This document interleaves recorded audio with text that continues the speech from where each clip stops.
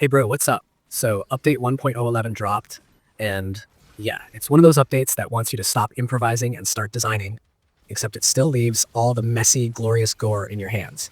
The big headline is Ripatorium 2.0, which isn't just more enemies or another arena slapped on the map. It's a proper framework for making rounds that feel like curated little bites of chaotic brilliance. The arena used to be an endless horde sandbox where you could crank numbers to obscene levels, and that was fun in its own right. But now the mode has been refashioned into a round-based encounter designer, where you can stack up to 5 rounds, tune each of them independently, and actually hand someone a passcode so they can load that exact sequence and suffer precisely the same way you did. That passcode system is clutch for creators and streamers because it turns your custom setups into repeatable content instead of ephemeral experiments. What that means practically is you can plan pacing the way a level designer would, warm the player up, present a middle that tests resource management, and then smush a finishing round that forces everyone to be on their toes. The update gives you per round settings, enemy composition, time limits, respawn waves, they increased how many waves you can set for a round, and presets that help you get to a particular vibe straight away. The new encounter presets are labeled in a way that tells you what kind of teeth you're about to get. There's something comfortable for practicing, something that's meant to challenge, gauge, and the sadistic option, which is not a joke. For arena builders who like to tinker, these presets are starting points. But the real fun is in remixing the variables, so a 5-round run actually tells a micro-story of escalation. Beyond the obvious Ripatorium bells and whistles, the update also brings a few quality-of-life items and combat tweaks that make these custom rounds play cleaner.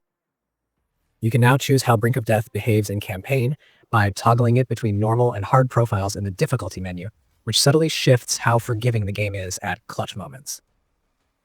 There are new input binds for switching your active melee weapon and your shield rune, which sounds small until you've spent 3 seconds fumbling to swap to the tool that'll save your life mid-wave. Controller users got some love too, with fixes that make inputs feel snappier and less likely to get you killed because the game misread a command. The update also tacks on more jukebox music options and improves the end-of-level summaries and arena breakdowns so you can see what actually worked and what exploded in your face. The patch isn't just mode stuff, there's a stack of AI and encounter changes across the campaign.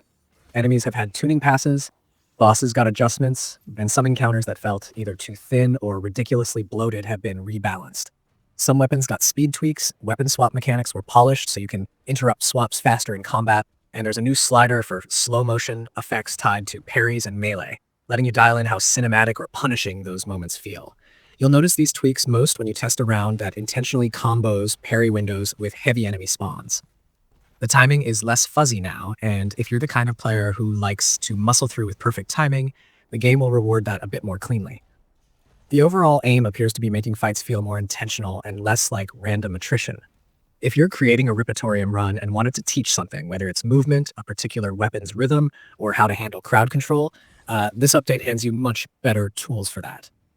You can now put icon indicators on the HUD for last remaining enemies, so players know when a wave is down to the final few, which is an excellent little nudge to stop spraying and start repositioning. The arenas also got more line-of-sight blockers, so you can design fights where enemies don't just funnel directly at you in full view. They can cast into a flank, teleport behind cover, or force you to relocate instead of camping one spot and golden chaining your way through. These structural changes mean a fight's geometry matters more.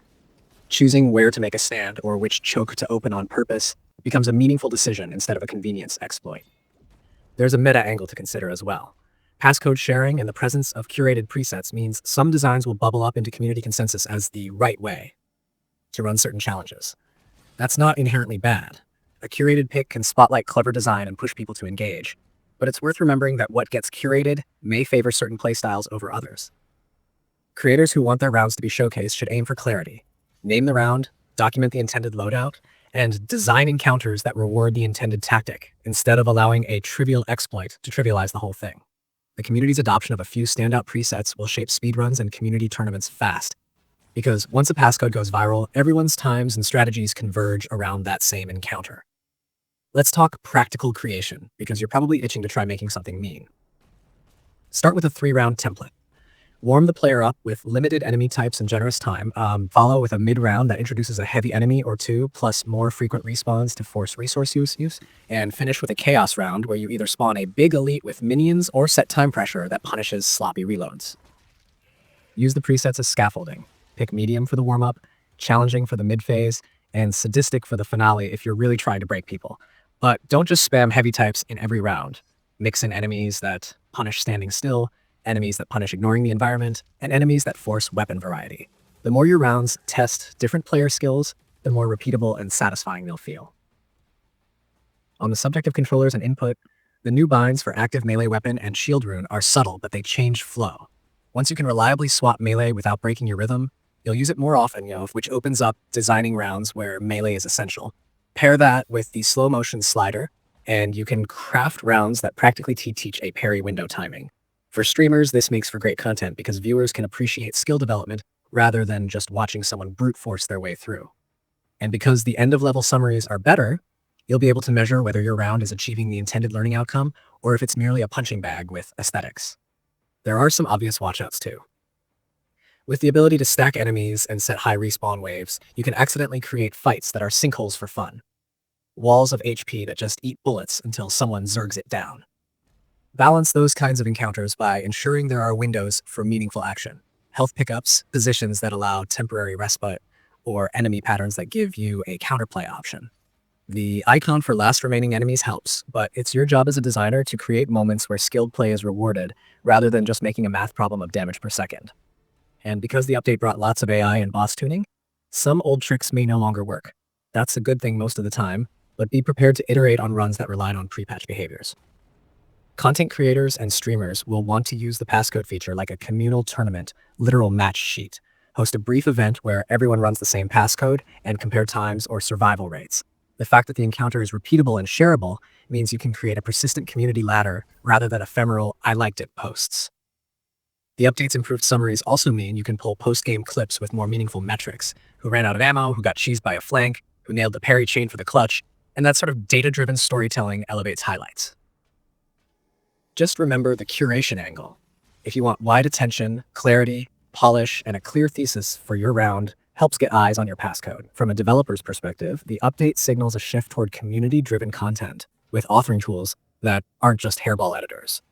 D clearly wants people to be able to act as micro-designers, making encounters that teach specific mechanics or showcase weaponry, and the passcode system is the distribution mechanism for those creations. That's exciting because it turns time spent tinkering into something other people can meaningfully engage with, and it gives the community a shared language. Passcodes, presets, and curated lists become shorthand for content quality. You can already see this playing out in forums where people are frustrated that some heavy types repeat too often. The devs left room for iteration and community feedback, and that feedback loop will shape future updates.